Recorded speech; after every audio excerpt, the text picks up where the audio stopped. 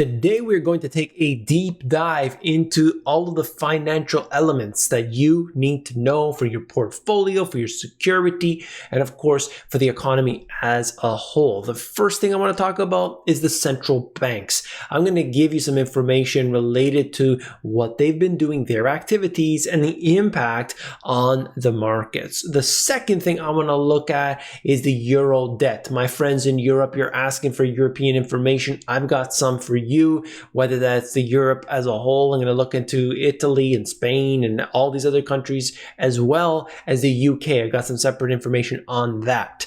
And the third thing I want to look at is the group of investors or speculators that are borrowing to put money in the markets. Guess which group that is. I've got all of that and more. Let's go.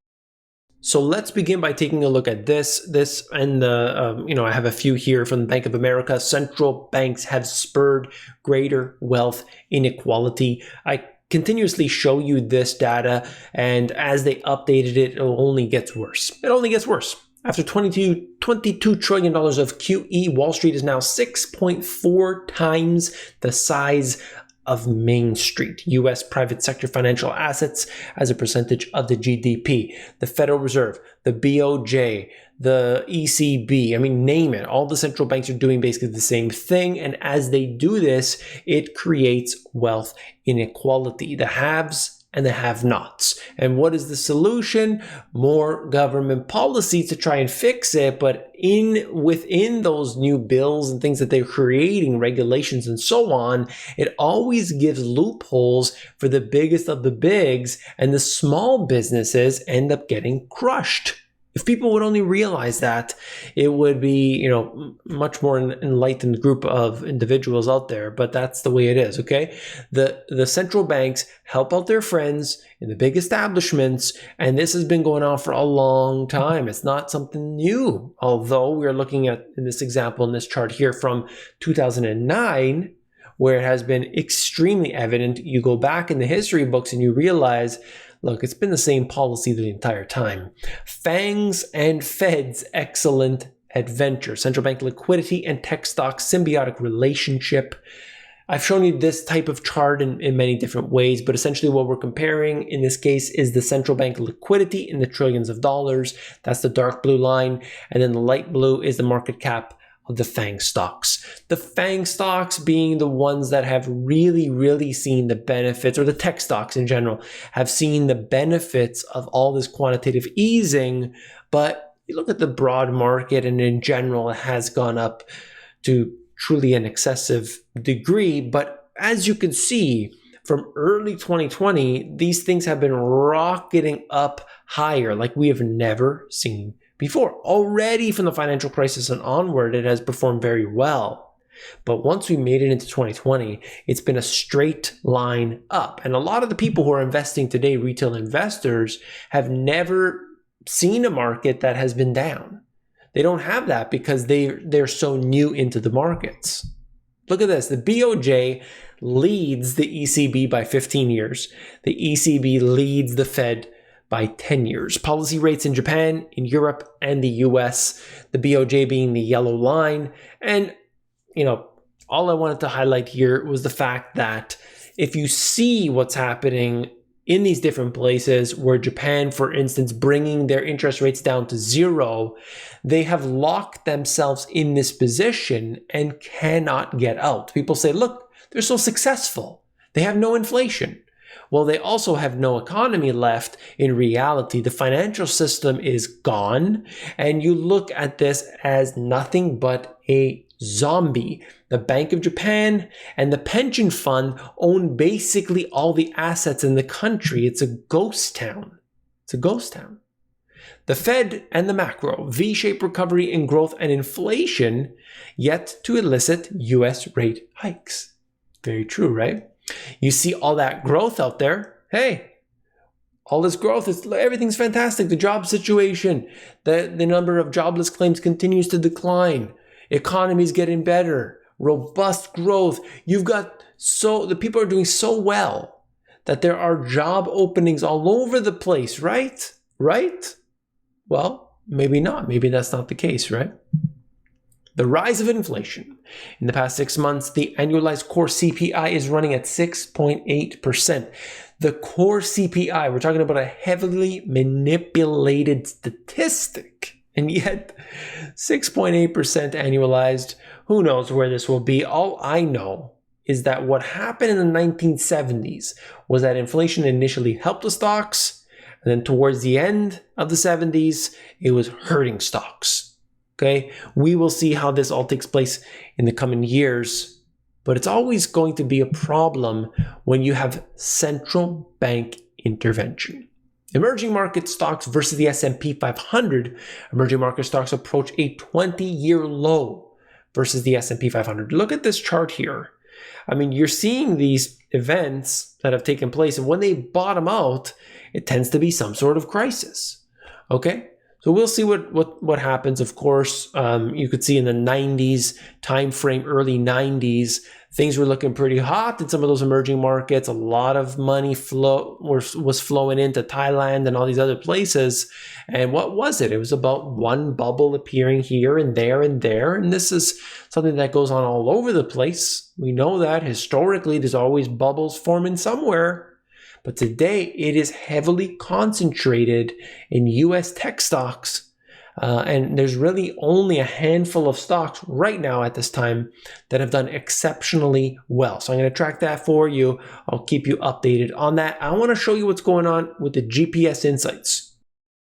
Yes, the Money GPS Insights. Let's break it down.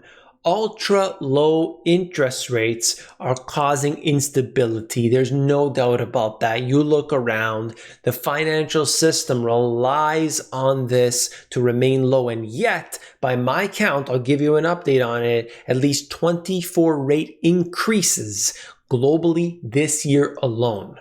There has been a lot of money flowing into U.S. stocks and U.S. debt versus the rest of the world. The U.S. is benefiting from this more so than other countries. Global investors are relying on the U.S. to continue everything right now, or else this is going to spiral downward.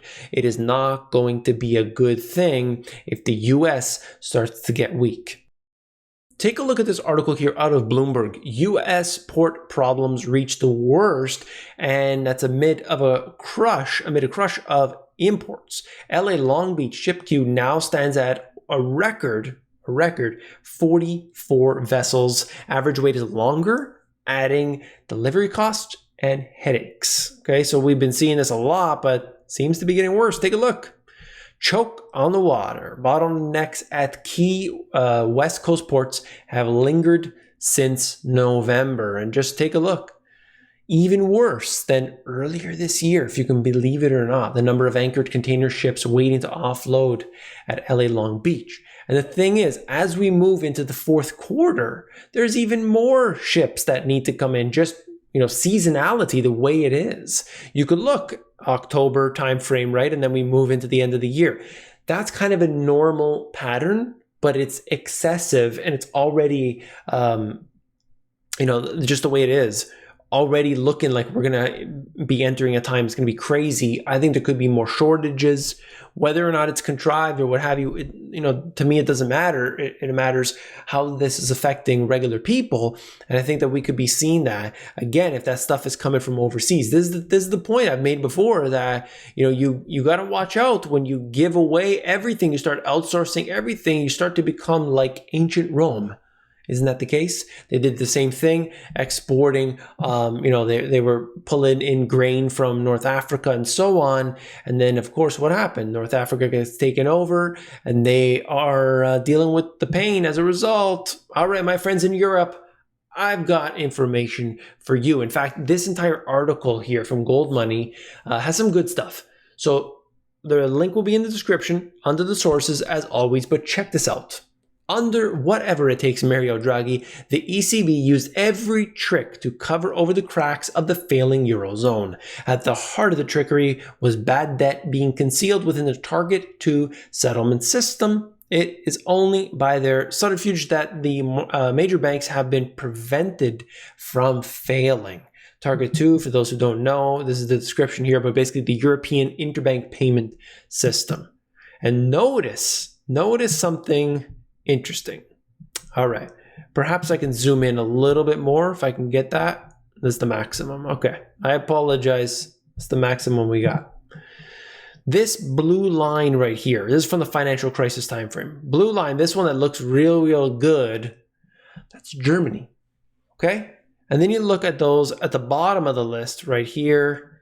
We are talking about Italy, Spain. This one here is maybe hard to see the colors of the ECB. And anyway, most of them not particularly good. But there's those ones that I talked about before, and that is Spain and Italy. These ones are huge, important, so important. I mentioned them in my book for a reason, because they are so weak in so many categories. And like they're saying here, you can cover it up, but it doesn't last forever. Germany, on the other hand, is loving the Eurozone, loving what's happening. They get the benefit from all of it, all right? My friends in the UK, I know I have many subscribers in the UK. Take a look at this. UK car production posts the worst July since 1956. Cars manufactured in the UK in July of the corresponding year. Unbelievable. Unbelievable. The worst since 1956. And that is just showing you what has happened over the last while. You're seeing the shortages. You're seeing all the supply chain problems. You're seeing demand is going up. It's going down. Nobody knows what to do. And there are many different reasons, of course. But what does this tell you for those working in those jobs? The economy, right? The economy is the real deal. UK car production plummets in July. You can see new car manufacturing minus 37.6%.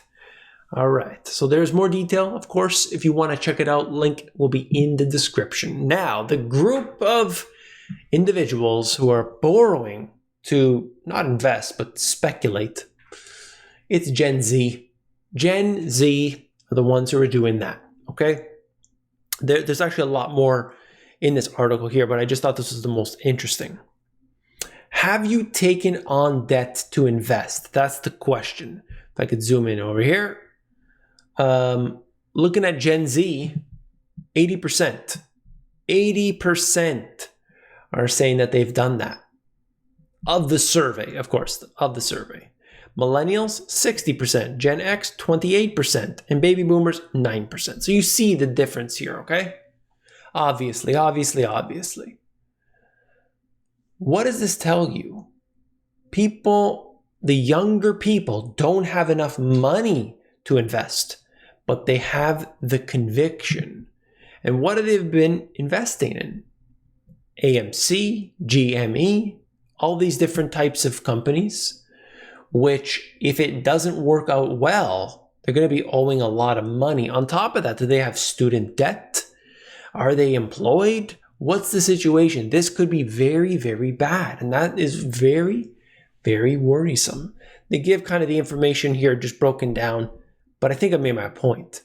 This is kind of, it's difficult to predict the future, of course, but I'd be very careful. Don't borrow money to invest, to speculate. Whatever you put in, you want to risk 100% of that. Crypto firms want the Fed payment system's access, and the banks are resisting. Efforts by the new breed of financial entities, if successful, could create more competition for traditional banks. Interesting, right? They get into the whole details here in the Wall Street Journal article. I don't have time, but I would love to see this. Why? Because I want competition. I don't care if it's good, if it's bad, if it's this, if it's that. Let's have some competition. Anything. I want competing currencies. I want competing systems. I want competing everything. And let the market decide. Let the market decide who shall win. Will they ever let the market decide? No. Oh, well. Look, if you're not already an insider, you've got to be. Why? Because that's my way to get to you directly. I will send you an email 5 days a week with the video of the day. And I'm going to be able to get to you, so I don't have to worry about all the shadow banning and all that nonsense. all you gotta do, sign up here at this card or themoneygps.com. If you haven't already, hit that thumbs up button. By liking this video, you make a unicorn smile. And you wouldn't want to make a unicorn sad, would you? No, that's right. And if you haven't seen this video already, you definitely want to check it out. Click it, and I'll see you there.